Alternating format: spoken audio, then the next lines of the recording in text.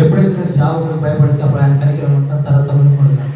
ముఖ్యంగా ఆయనకు భయపడాలంట. నువ్వు ఆ దేవాలయ దేవుడికి ఎప్పుడైతే నువ్వు భయపడతావో ఆయన కనికరం అంట మనకి తరతరములు పడుతుంది. ఈ సంవత్సరం అంతా ఆయన మనం కాపాడుకుంటూ వస్తున్నాడు. మనం ఆయన సన్నిధిలో భయపడకుండా మరి మీరు ఎలా ఉన్నారో తెలియదు కానీ, భయభక్తులు కలిగి ఆయన సన్నిధిలో మీరు ఎలా ఉన్నారో తెలియదు కానీ నాకు ఈ సంవత్సరం అంతా మనకి ఎన్ని సమస్యలు వచ్చినా, ఎన్ని ఇబ్బందులు వచ్చినా, మనకి ఎన్ని కష్టాలు వచ్చినా ఆయన మనం కాపాడుకుంటే వస్తున్నాడు.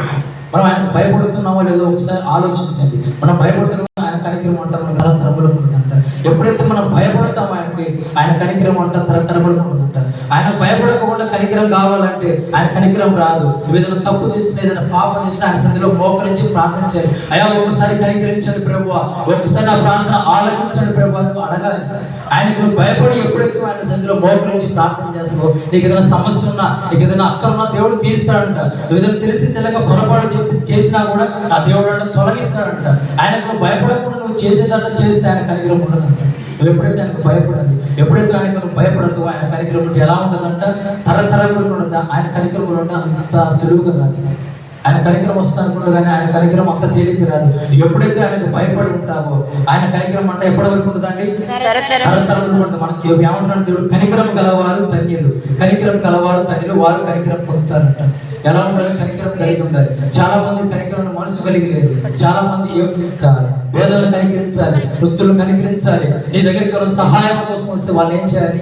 కనికరించాలి. నువ్వు ఎప్పుడైతే కనికరిస్తావో నా దేవుడు కనికరం అంట మెండుగా ఉంటుందంట.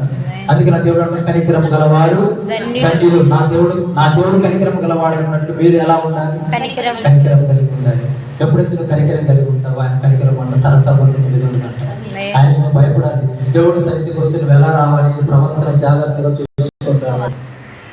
మారు మనసు బాప్తిసం తీసుకున్నప్పుడు నువ్వు ఎలా రావాలి? చాలా జాగ్రత్తగా నీ ప్రవర్తన సరి చూసుకొని రావాలి. ముందు నువ్వు బాప్తిసం తీసుకోవాలని సరిపోదు. నీ కాడ పరిశుద్ధ గ్రంథం బైబిల్ ఉందా లేదా అది నువ్వు సరి చేసుకోవాలి. నువ్వు దేవుడి సన్నిధికి వస్తున్నావు అంటే నా కాడ పరిశుద్ధ గ్రంథం బైబిల్ ఉందా?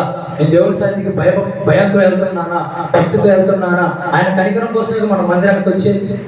ఇంకా లేకపోతే దేనికోసం వస్తున్నామా? ఆయన కనికరం కోసం, ఆయన కృప కోసం, ఆయన ఆశీర్వాదం కోసం మన మందిరానికి వస్తున్నాం. మనం ఎలా రావాలి? జాగ్రత్తగా మన ప్రవర్తన జాగ్రత్తగా చూసుకొని భయం భక్తితో రావాలంటే ఎప్పుడైతే నువ్వు భయంతో భక్తితో వస్తే ఆయన కనికరం అంట తరతరములు పడుతుంది. కనికరం అందరూ కనికరం కలిగి ఉండాలంటే చాలా మంది కనికరం చూపరు. ఇతరుల పట్ల ఎలా ఉండాలి? కనికరం కలిగి ఉండాలి.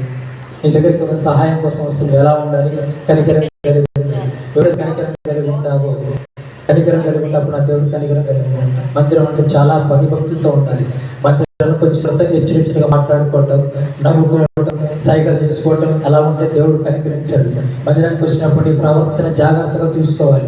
ఎప్పుడైతే నువ్వు ఆయన భయభక్తులు కలిగి ఉంటావు ఆయన కనికరం అంట తరతరములకు ఉంటుందంట. కనుక దేవుడి కొద్ది మాటలు దేవుడు దీవించును గాక. ఆమేన్. హల్లెలూయా. మన మధ్యలో సేవకులు ఉన్నారు. సేవకులు కొద్ది నిమిషాలు దేవుడు వాక్యం చెప్తారు.